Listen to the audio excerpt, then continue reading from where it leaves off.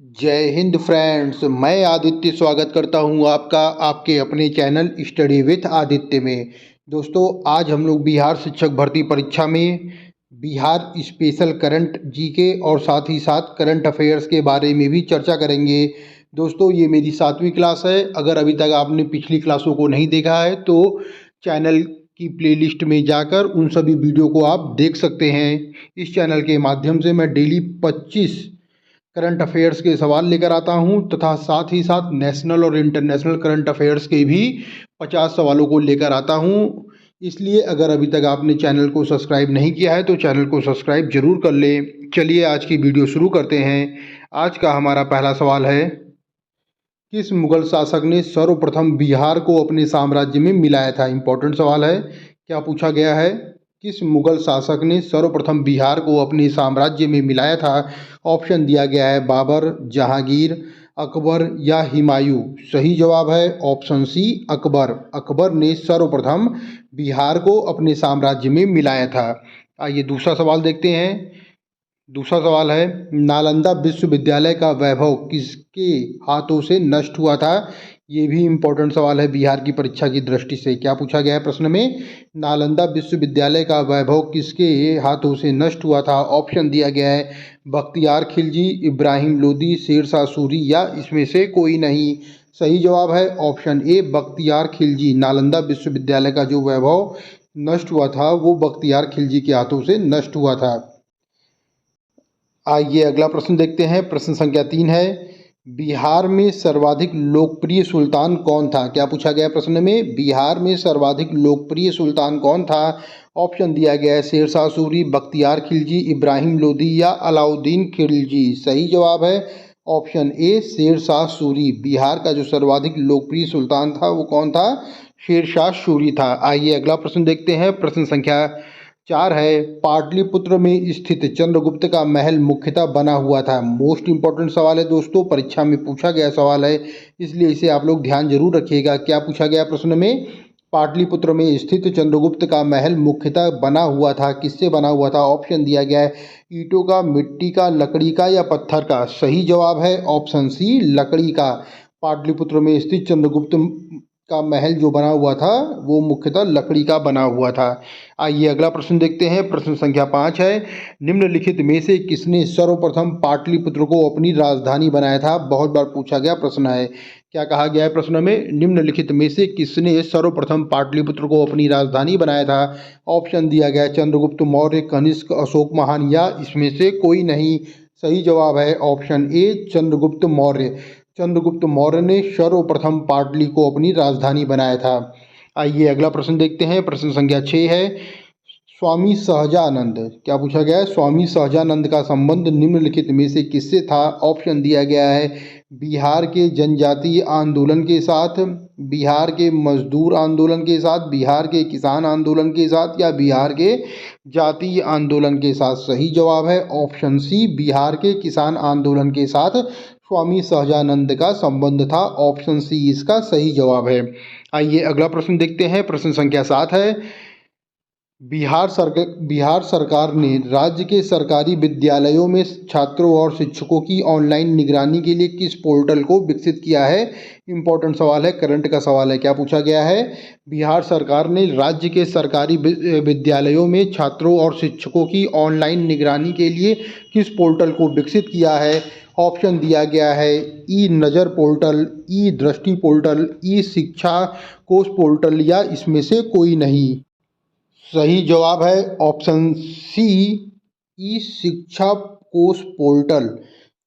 बिहार सरकार ने राज्य के सरकारी विद्यालयों के छात्रों और शिक्षकों की ऑनलाइन निगरानी के लिए ई शिक्षा कोश पोर्टल को जारी किया है। आइए अगला प्रश्न देखते हैं। प्रश्न संख्या 8 है, हाल ही में केंद्र सरकार ने बिहार के कितने जिलों में मीठी क्रांति यानी शहद उत्पादन कौन सी क्रांति कहा जाता है? मीठी क्रांति।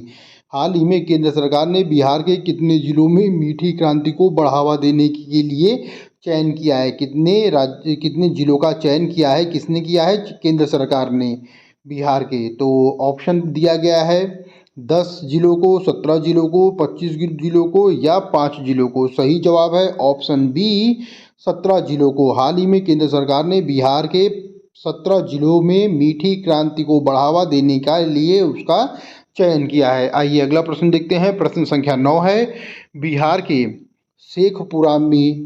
बिहार के शेखपुरा की किस नर्स को राष्ट्रपति द्रौपदी मुर्मू द्वारा राष्ट्रीय फ्लोरेंस नाइटिंगेल पुरस्कार 2023 से सम्मानित किया गया है? इंपॉर्टेंट सवाल है। क्या पूछा गया है प्रश्न में? बिहार के शेखपुरा की किस नर्स को राष्ट्रपति द्रौपदी मुर्मू द्वारा राष्ट्रीय फ्लोरेंस नाइटिंगेल पुरस्कार 2023 से सम्मानित किया गया है? ऑप्शन दिया गया है गायत्री कुमारी, अंजू देवी, मनीषा कुमारी या निर्मला देवी।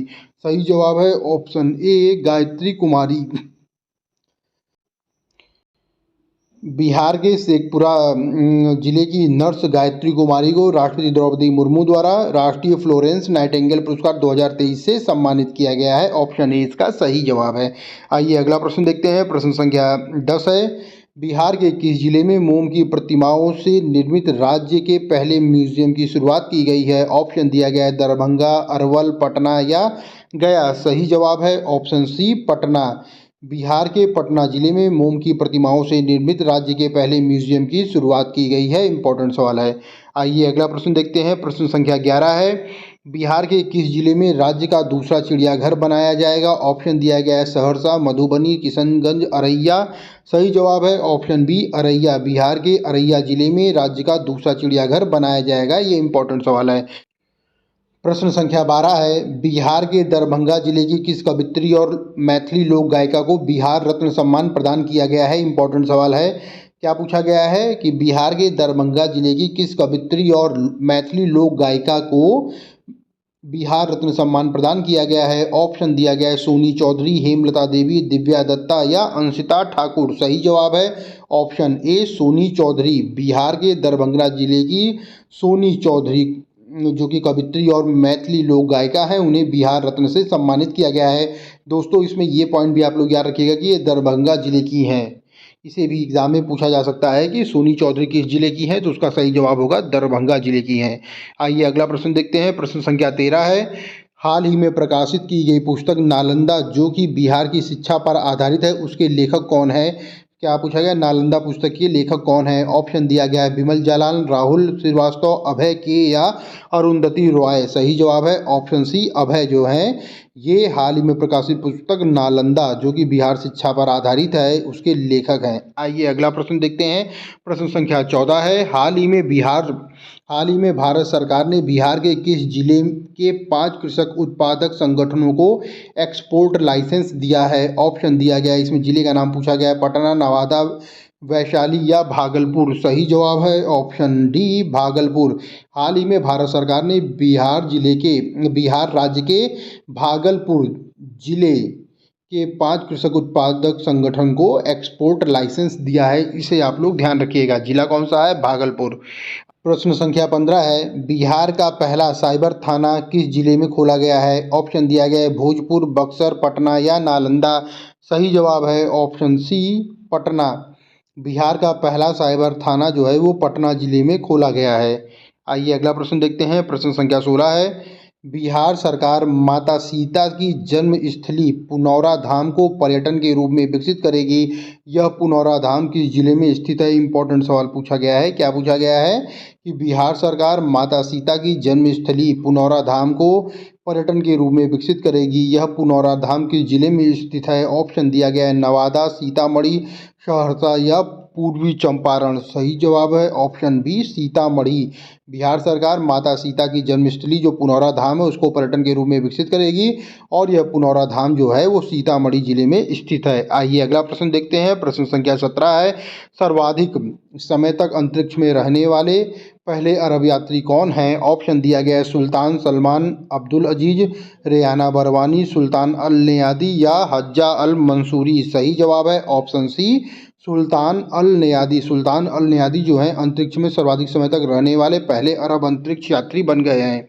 आइए अगला प्रश्न देखते हैं। प्रश्न संख्या 18 है, हाल ही में G77 प्लस चीन का शिखर सम्मेलन कहाँ आयोजित हुआ है? मोस्ट इंपॉर्टेंट सवाल है परीक्षा की दृष्टि से और ये परीक्षा में पूछा जा सकता है। क्या कहा गया है प्रश्न में? हाल ही में G77 प्लस चीन का शिखर सम्मेलन कहाँ आयोजित हुआ है? ऑप्शन दिया गया है क्यूबा, दक्षिण अफ्रीका, चीन या मैक्सिको? सही जवाब है ऑप्शन ए क्यूबा। क्यूबा में आयोजित हुआ है कौन सा शिखर सम्मेलन? G77 प्लस चीन का जो शिखर सम्मेलन है वो क्यूबा में आयोजित हुआ है। आइए अगला प्रश्न देखते हैं। प्रश्न संख्या 19 है। ICC player of the month का खिताब जीतने वाले 3 बार खिताब जीतने वाले पहले पुरुष खिलाड़ी कौन बने हैं? ऑप्शन दिया गया है पैट कमिंस, बेन स्टोक्स, तीसरा है विराट कोहली, चौथा है बाबर आजम। सही जवाब है option D Babar Azam. ICC player of the month का खिताब 3 बार जीतने वाले पहले पुरुष खिलाड़ी बाबर आजम बने हैं। आइए अगला प्रश्न देखते हैं। प्रश्न संख्या 20 है। हाल ही में भारतीय सेना में शामिल की गई डीआरडीओ द्वारा विकसित स्वनिष्कासित एंटी टैंक माइंस कौन सी है? ऑप्शन दिया गया है विभव, प्रबल, वरुणास्त्र या ओरोन। सही जवाब है ऑप्शन ए विभव। हाल ही में भारतीय सेना में शामिल की गई डीआरडीओ द्वारा विकसित स्व निष्क्रिय एंटी टैंक मिसाइल जो है उसका नाम है विभव। ऑप्शन ए सही जवाब है। आइए अगला प्रश्न देखते हैं। प्रश्न संख्या 21 है। हाल ही में किस देश ने भारत में अपने राजनयिक मिशनों में राजनयिकों की संख्या कम करने की घोषणा की है? ऑप्शन दिया गया है रूस, जर्मनी, कनाडा या जापान। सही जवाब है ऑप्शन सी कनाडा। हाल ही में कनाडा देश ने भारत में अपने राजनयिक मिशनों में राजनयिकों की संख्या को कम करने की घोषणा की है। आइए अगला प्रश्न देखते हैं। प्रश्न संख्या 22 है। हाल ही में पहला आसियान संयुक्त सैन्य अभ्यास ASEX-01N कहाँ प्रारंभ हुआ है? इंपॉर्टेंट सवाल है क्योंकि ये पहला आसियान संयुक्त सैन्य अभ्यास है। क्या नाम है इसका? ASEX-01N कहाँ प्रारंभ हुआ है? ऑप्शन दिया गया इंडोनेशिया, वियतनाम, कंबोडिया या मलेशिया। सही जवाब है ऑप्शन ए इंडोनेशिया। हाल ही में पहला आसियान संयुक्त सैन्य अभ्यास ASEX-01N इंडोनेशिया में संपन्न हुआ है। आइए प्रश्न संख्या 23 देखते हैं। पूछा गया है कि हाल ही में किसे प्रतिष्ठित नॉर्मल बोरलॉग फील्ड अवार्ड प्रदान किया जाएगा? मोस्ट इंपॉर्टेंट सवाल है, परीक्षा में ये पूछा जा सकता है। क्या पूछा गया है? प्रश्न में कहा गया है कि हाल ही में किसे प्रतिष्ठित नॉर्मल बोरलॉग फील्ड अवार्ड प्रदान किया जाएगा? ऑप्शन दिया गया है दीपक धर, मधुर भंडारकर, स्वाति नायक या परियान सेन। सही जवाब है ऑप्शन सी स्वाति नायक। स्वाति नायक को प्रतिष्ठित नॉर्मल बोरलॉग फील्ड अवार्ड प्रदान किया जाएगा। मोस्ट इंपॉर्टेंट सवाल है।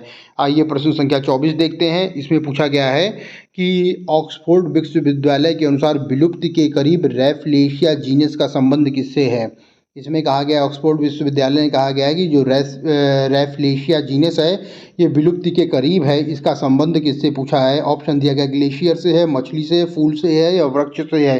तो इसका जवाब मुझे लगता है सभी लोग जानते होंगे। ऑप्शन सी सही है, फूल से संबंधित है। क्या रैफलेशिया जीनस का जो संबंध है वो फूल से है। आइए आज का अंतिम सवाल देखते हैं। प्रश्न संख्या 25 है।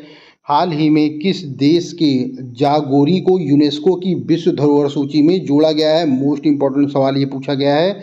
इसका जवाब आप लोग को पता होना चाहिए। क्या पूछा गया प्रश्न में? हाल ही में किस देश के जागोरी को यूनेस्को की विश्व धरोहर सूची में जोड़ा गया है? ऑप्शन दिया गया है स्पेन, फ्रांस, ग्रीस या जर्मनी। सही जवाब है ऑप्शन सी ग्रीस। हाल ही में ग्रीस देश के जागोरी को यूनेस्को की विश्व धरोहर सूची में जोड़ा गया है। इसे आप लोग ध्यान रखिएगा। दोस्तों हमारी आज की वीडियो यहीं समाप्त होती है। अगर आप चैनल में नए हैं तो चैनल को लाइक करें, शेयर करें और सब्सक्राइब जरूर कर लें, क्योंकि इस चैनल के माध्यम से मैं डेली बिहार करंट अफेयर्स और नेशनल और इंटरनेशनल करंट अफेयर्स, साथ ही साथ सामाजिक विज्ञान और सामान्य अध्ययन की क्लास लेकर आ रहा हूं, जो कि पॉइंट टू पॉइंट होती है, MCQ टाइप में भी होती है और परीक्षा की दृष्टि से बहुत ही अधिक उपयोगी है। इसलिए अगर अभी तक आपने चैनल को सब्सक्राइब नहीं किया है तो चैनल को सब्सक्राइब जरूर कर ले। Study with Aditya. Thank you friends. जय हिंद फ्रेंड्स।